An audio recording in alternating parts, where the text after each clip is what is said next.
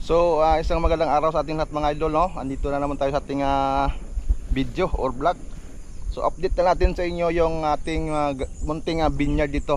So makikita nyo, hindi naman tayo, wala pa tayong mga nakasablay dyan na mga sanga o ubas kasi nagre-rehab tayo, no?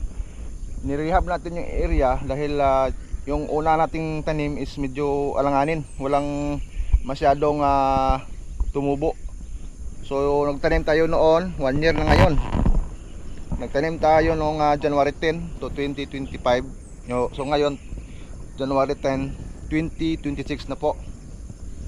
So update natin sa inyo yung mga dalawang variety na tinanim natin dito is yung katawba at saka cover. So ito ang katawba, itong ito siya 1 year. So hindi pala masyado matibay si katawba sa kondisyon, weather condition natin. Bali ito siya, hinayaan natin kasi sabi natin sa inyo hindi tayo makapokus mabuti dahil meron tayong mga festival na pinupuntahan mga idol, no, sa ating munting negosyo. Ito yan mga kwadto katawba. So ngayon lang siya nagganda yung shots niya. Yan o. So 1 year. Hindi kagaya ng cover mga idol. Ito pinutol natin dito dahil ito gumapang na to sa trellis natin.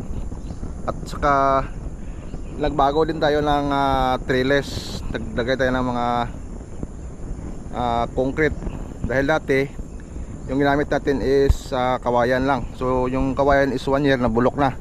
So ito yung cover mga idol, 1 year. Napakalaki na ng kanyang trunks. So dito pinutol natin. Maghintay tayo ng mga idudugtong natin dito dahil meron tayong in-order na mga sayon. Yan o.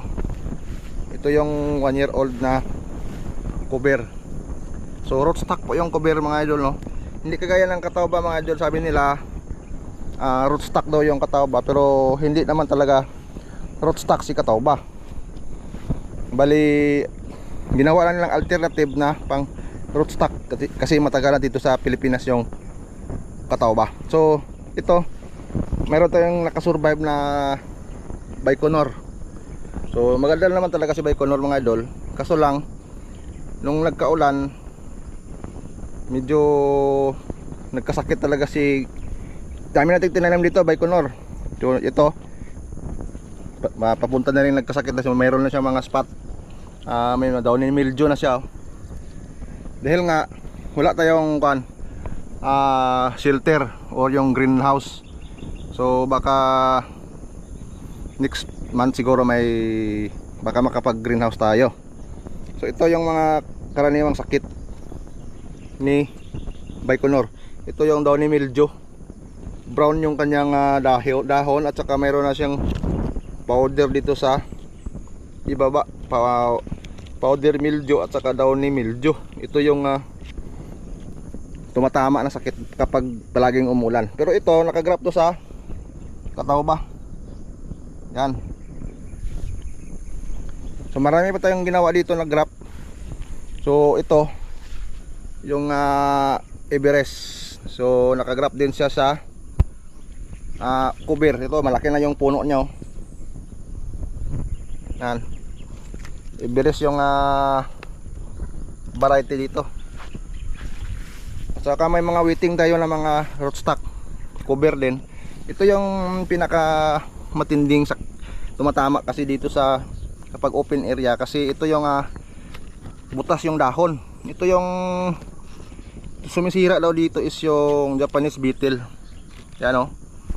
So madidili yung growth ng ating kuan kasi yung dahon butas. Yan. Saka meron tayong kuan dito, grap din, Everest sa cover. So sana magtuloy to. 1 week pa lang din to, pero parang hindi man siya namatay kasi yung ginamit natin na sayon dyan is yung mga mura, yung mga bata pa na shoots. So So ito yung nakasurvive natin. Ito yung kinukulang natin, mother plant natin ng Everest. So medyo okay na siya. Papunta na siya dito. Naglagay tayo ng temporary shelter niya sa ulan. Yan. Ito yung medyo malaki na yung kanyang main trunks. Sana okay to dahil ito yung gawin natin mother plant. At dito na tayo nakakuha ng mga yung dugtong natin dun sa kabilang mga puno. Yan. So yan ang problema kapag wala tayong greenhouse, kasi mabilis tumubo yung damo. Yan. At saka mayroon tayo dito isang puno ng bone drops. Pakita natin sa inyo. Ito yung dahon talaga ng bone drops. Sana magtuloy. Yan o. So alam naman natin kung sino yung nakalam ng bone drops. Yung bunga ng bone drops is parang talong, maliliit na talong na mahaba. So ito yung nakakuha tayo ng medyo mahal kasi yung kuan dito, yung bintahan ng ganitong variety. So mabuti na lang binigyan tayo ng mga kakilala, nakakuha tayo ng medyo mura.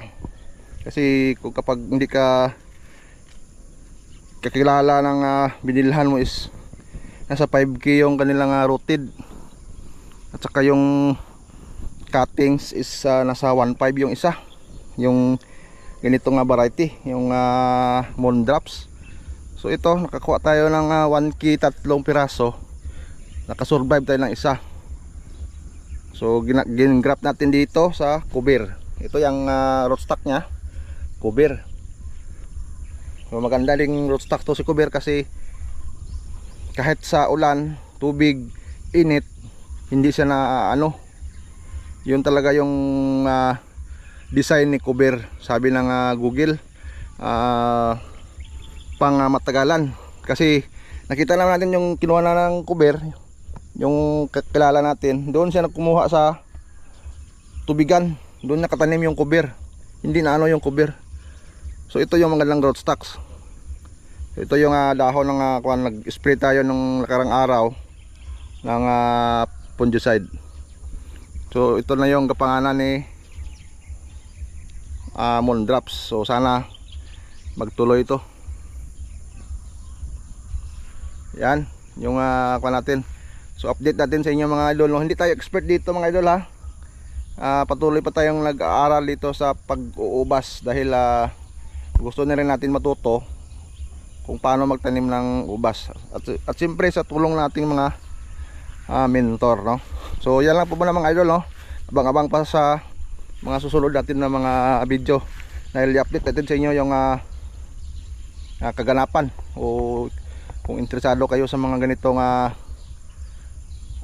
content o video mga idol, sana wag niyo kalimutan mag-subscribe sa ating YouTube channel GC Boy TV. So sa muli, ito yung mga kaibigan, nagsasabi na namang God love you so much. Babu.